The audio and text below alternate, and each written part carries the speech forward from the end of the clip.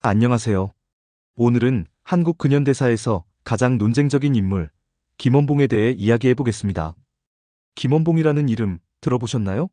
일제강점기 때 의열단을 만들어 폭탄으로 일본과 싸웠던 독립운동가입니다. 그런데 해방 후에는 빨갱이로 불리며 역사에서 지워졌죠. 오늘은 그가 어떻게 독립운동을 했고, 왜 북한으로 갔으며, 왜 빨갱이라는 낙인이 찍혔는지 역사적 사실만을 가지고 차근차근 설명해 드리겠습니다. 이념의 잣대를 잠시 내려놓고 한 인간이 살았던 시대와 그가 마주한 선택들을 함께 보시죠. 김원봉은 1898년 경남 밀양의 부유한 집안에서 태어났습니다. 유복한 환경에서 자랐지만 그가 청년이 되었을 때 한반도는 일본의 식민지였습니다. 1919년 3월 1일 전국에서 만세운동이 일어났습니다. 밀양에서도 수많은 사람들이 거리로 나왔고 일본 경찰의 총에 쓰러졌습니다. 당시 21살이었던 김원봉은 이 광경을 목격했습니다. 그는 생각했습니다. 만세만 부르면 독립이 되는가? 맨손으로는 총과 칼을 이길 수 없다. 1919년 11월 10일 김원봉은 중국 지린성에서 13명의 청년들과 모였습니다. 이들이 바로 의열단입니다. 의열은 의로운 열사라는 뜻입니다. 의열단의 목표는 명확했습니다. 일본의 고관들을 처단한다. 조선총독부, 경찰서 같은 식민 통치기관을 파괴한다. 친일파를 응징한다. 쉽게 말해 폭탄과 권총으로 일본과 싸우겠다는 것이었습니다. 의열단의 활동은 즉시 시작되었습니다. 1920년 9월 밀양경찰서에 폭탄이 터졌습니다.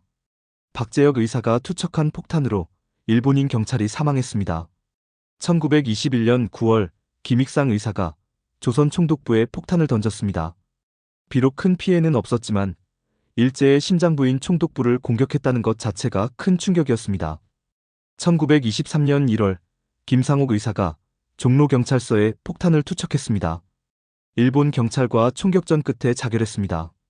1924년 1월 김지섭 의사가 일본 도쿄의 황궁에 폭탄을 던졌습니다. 일본 천황이 사는 곳에 폭탄을 던진 것입니다. 이런 활동들로 인해 김원봉은 일제가 가장 잡고 싶어하는 인물이 되었습니다. 현상금이 엄청났죠. 1923년 김원봉은 역사학자이자 독립운동가인 신채호를 만났습니다. 신채호는 의열단을 위해 조선혁명 선언이라는 글을 썼습니다. 이 글에서 신채호는 이렇게 말했습니다. 일본은 강도다. 강도에게는 폭력으로 맞서야 한다. 민중이 직접 일어나 혁명을 해야 한다. 이 선언문은 의열단의 정신적 지주가 되었습니다. 1920년대 중반 김원봉은 고민에 빠졌습니다. 의열단의 폭탄 투척은 일본에 타격을 주었지만 독립을 가져오기에는 부족했습니다. 한두 명의 결사대가 폭탄을 던지는 것만으로는 일본을 이길 수 없었죠. 그는 생각을 바꿨습니다. 체계적인 군대가 필요하다. 조직적으로 전쟁을 해야 한다. 1926년 김원봉은 중국 광저우의 황포군관학교에 입학했습니다. 이 학교는 중국의 장제스가 만든 군사학교였습니다. 여기서 잠깐 당시 중국 상황을 설명하겠습니다. 1920년대 중국은 국민당과 공산당이 함께 협력하던 시기였습니다. 이를 국공합작이라고 합니다. 둘 다 외세를 몰아내고 중국을 통일하겠다는 같은 목표가 있었거든요. 황포군관학교도 국민당의 장제스가 교장이었지만 공산당의 저우얼라이가 정치부 주임으로 일했습니다. 즉, 좌우가 함께 있었던 곳이었죠. 김원봉은 여기서 현대적인 군사훈련을 받았습니다. 폭탄 던지는 법이 아니라 군대를 조직하고 전쟁을 하는 법을 배운 것입니다. 1932년 김원봉은 중국 난징에 조선혁명 간부학교를 세웁니다. 한인 독립운동가들을 위한 군사학교였습니다. 이 학교는 장제스의 중국 국민당 정부가 재정 지원을 했습니다. 김원봉은 국민당과 긴밀하게 협력했던 것이죠. 여기서 많은 독립운동가들이 군사훈련을 받았습니다. 나중에 광복군이나 조선이용대에서 활동하는 인재들이 여기서 배출되었습니다. 1937년 7월 중국과 일본 사이에 전면전이 벌어집니다. 이것이 중일전쟁입니다. 김원봉에게는 기회였습니다. 중국이 일본과 전쟁을 하니 한국인 군대를 만들어 함께 싸울 수 있었으니까요. 1938년 10월 김원봉은 중국 우한에서 조선이용대를 창설합니다. 한인으로 구성된 정규 군대였습니다. 약 100여 명으로 시작했습니다. 조선 이용대는 중국군과 함께 일본군과 싸웠습니다. 전투에 직접 참여하기도 했고 일본군 포로를 신문하거나 일본군을 상대로 선전활동을 하기도 했습니다. 김원봉의 명성은 높아졌습니다. 중국에서도 인정받는 독립운동 지도자가 되었죠.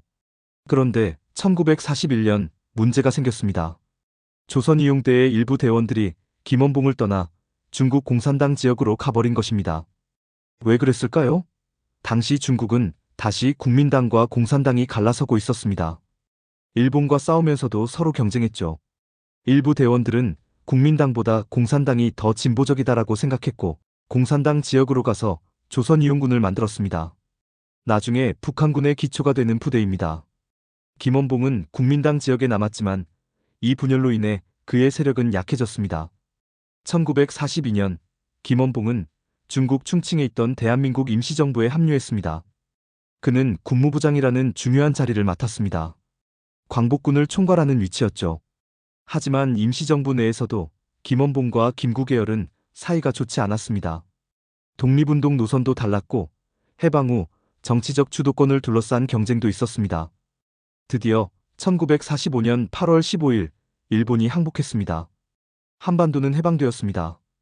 김원봉을 비롯한 독립운동가들은 환호했습니다. 이제 조국으로 돌아가 나라를 세우자. 하지만 상황은 예상과 달랐습니다. 해방과 동시에 미국과 소련이 한반도로 들어왔습니다. 미국은 38도선 이남을, 소련은 38도선 이북을 점령했습니다. 일본군의 무장해제를 위해 잠시 들어온다고 했지만 실제로는 각자의 영향력을 확보하려는 의도가 있었습니다. 김원봉은 임시정부 요인들과 함께 1945년 11월에 귀국했습니다. 그런데 미군정의 태도는 차갑기만 했습니다. 미군정은 임시정부를 정식정부로 인정하지 않았습니다. 당신들은 그냥 개인 자격으로 돌아온 것일 뿐이라는 입장이었죠. 김원봉을 포함한 독립운동가들은 충격을 받았습니다. 우리가 목숨 걸고 독립운동을 했는데 왜 미국이 우리를 인정하지 않는가? 미군정은 왜 김원봉을 불편해했을까요? 첫째, 그가 중국에서 좌익 계열과 함께 활동했다는 것입니다. 조선 이용대 대원 중 일부가 공산당 지역으로 간 것도 문제가 되었죠. 둘째, 당시는 냉전이 시작되던 시기였습니다. 미국과 소련은 이미 적대 관계로 가고 있었고 미국은 한반도 남쪽에 친미 정부를 세우고 싶어 했습니다. 김원봉 같은 인물은 통제하기 어려웠죠. 김원봉은 여운형, 김규식 등과 함께 좌우합작운동에 참여했습니다. 좌익과 우익이 협력해서 통일된 나라를 만들자는 운동이었습니다. 하지만 이미 한반도는 미국과 소련의 영향 아래 좌우로 갈라지고 있었습니다. 좌우합작은 점점 어려워졌습니다.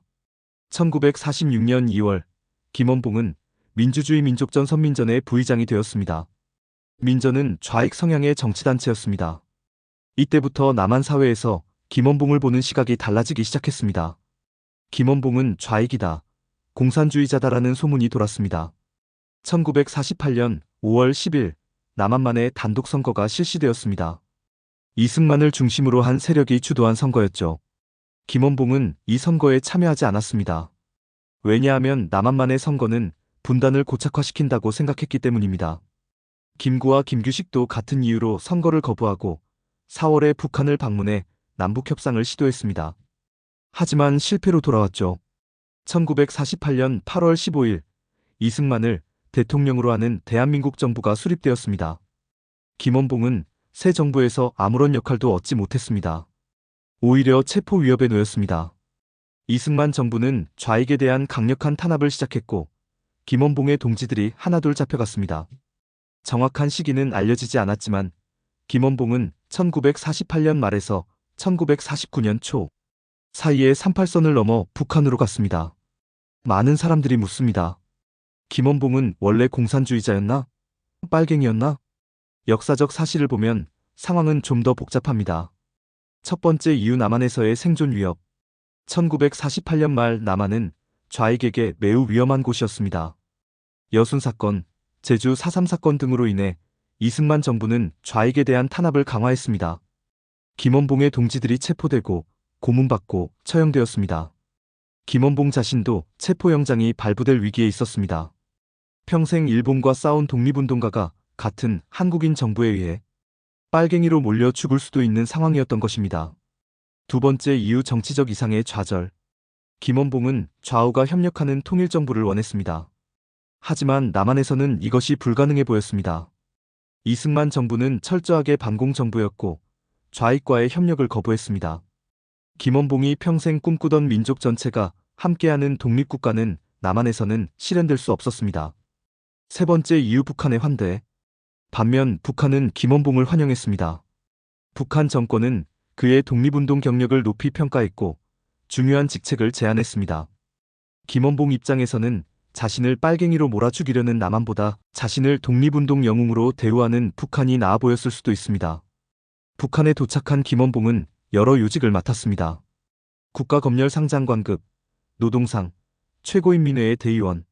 북한은 그를 선전에 활용했습니다. 유명한 독립운동가 김원봉이 북한을 선택했다는 것을 대내외적으로 홍보했죠. 전쟁 중 김원봉의 역할에 대해서는 명확한 기록이 없습니다. 일부 기록에서는 전쟁 동원 관련 업무를 했다고 하지만 군사적으로 중요한 역할을 하지는 못한 것으로 보입니다. 전쟁이 끝난 후 북한은 대대적인 숙청을 시작했습니다. 김일성은 자신의 권력을 공고히 하기 위해 잠재적 경쟁자들을 제거했습니다. 특히 남한에서 온 사람들, 소련파, 연안파 중국에서 온 사람들 등을 숙청했습니다. 김원봉은 연안파로 분류되었습니다. 중국에서 오랫동안 활동했기 때문이죠. 1950년대 중반, 김원봉은 모든 직책에서 해임되었습니다. 그에 대한 공식 기록도 사라졌습니다. 김원봉이 언제, 어떻게 죽었는지는 아직도 확실하지 않습니다. 1958년 숙청설, 1958년 숙청 과정에서 처형되었다는 설이 있습니다. 가장 널리 받아들여지는 설입니다. 1960년대 초 병사설 숙청은 면했지만 연금 상태로 지내다가 1960년대 초 병으로 사망했다는 증언도 있습니다. 확실한 것은 김원봉이 1958년 이후 완전히 역사에서 지워졌다는 것입니다. 북한의 공식 기록에서도 그의 이름은 사라졌습니다. 평생 조국의 독립을 위해 싸웠던 김원봉은 남한에서도 북한에서도 환영받지 못하고 쓸쓸히 생을 마감했습니다. 김원봉이 빨갱이로 불리게 된 결정적 이유는 월북입니다. 남한으로 돌아오지 않고 북한을 선택했다는 것 자체가 남한 사회에서는 용납되지 않았습니다. 하지만 그의 전체 생애를 보면 그를 단순히 공산주의자로 규정하기는 어렵습니다. 1920에서 30년대 김원봉의 초기 활동은 민족주의적이었습니다. 의열단의 목표는 일본을 몰아내고 조선의 독립을 쟁취하는 것이었지 공산주의 국가를 세우는 것이 아니었습니다. 1930년에서 40년대 김원봉은 중국 국민당과 긴밀하게 협력했습니다. 장제스의 지원을 받아 군사학교를 운영했고 조선 이용 때도 국민당 지역에서 활동했습니다. 국민당은 공산당의 반대파였습니다. 핵심 목표 김원봉의 일관된 목표는 독립이었습니다. 그는 독립을 위해서라면 누구와도 협력할 준비가 되어 있었습니다. 국민당과도 협력했고 공산당과도 협력했습니다. 쉽게 말해 김원봉은 공산주의자라기보다는 독립을 위해서는 무엇이든 하는 사람이었습니다. 김원봉의 비극은 개인의 잘못이라기보다는 시대의 비극이었습니다. 해방된 한반도는 미국과 소련의 냉전 구도에 휘말렸습니다. 좌와 우가 협력할 수 있는 공간은 점점 사라졌습니다. 독립운동가들은 억지로 선택해야 했습니다. 남한에 남을 것인가, 북한으로 갈 것인가? 중도는 허용되지 않았습니다. 김원봉은 북한을 선택했고 그 선택 때문에 남한에서는 역사에서 지워졌습니다. 하지만 북한에서도 결국 숙청당했습니다. 2000년대 들어 김원봉에 대한 재평가가 시작되었습니다. 2005년 대한민국 정부는 김원봉에게 건국 훈장 대통령장을 추서했습니다. 그의 독립운동 공적을 인정한 것이죠. 2019년 영화 암살에서 김원봉을 모델로 한 캐릭터가 등장하면서 대중의 관심이 높아졌습니다. 현재 여전히 논쟁은 계속되고 있습니다. 일부는 독립운동가로 인정해야 한다고 하고 일부는 월북했기 때문에 안 된다고 합니다. 김원봉의 삶은 우리에게 중요한 질문을 던집니다. 독립운동의 가치는 무엇으로 판단해야 하는가? 일제와 싸운 업적인가? 아니면 해방 후의 정치적 선택인가? 분단된 조국에서 한쪽을 선택할 수밖에 없었던 독립운동가들을 우리는 어떻게 평가해야 하는가? 역사는 흑과 백으로 나눌 수 없습니다. 김원봉은 완벽한 영웅도 완전한 악당도 아니었습니다. 그는 시대의 비극 속에서 최선을 다했지만 결국 양쪽 모두에서 버림받은 인간이었습니다. 오늘 우리는 김원봉의 삶을 처음부터 끝까지 살펴봤습니다. 그는 21살에 의열단을 만들어 폭탄으로 일본과 싸웠습니다. 군대를 조직해 전장에서 싸웠습니다. 평생을 오직 조국의 독립을 위해 바쳤습니다. 하지만 해방된 조국은 그를 환영하지 않았습니다.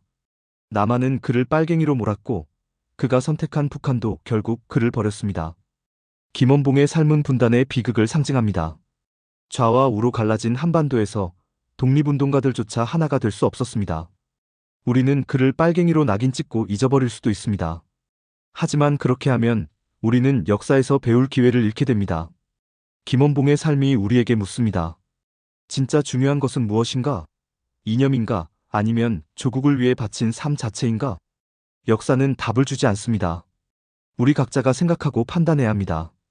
시청해주셔서 감사합니다.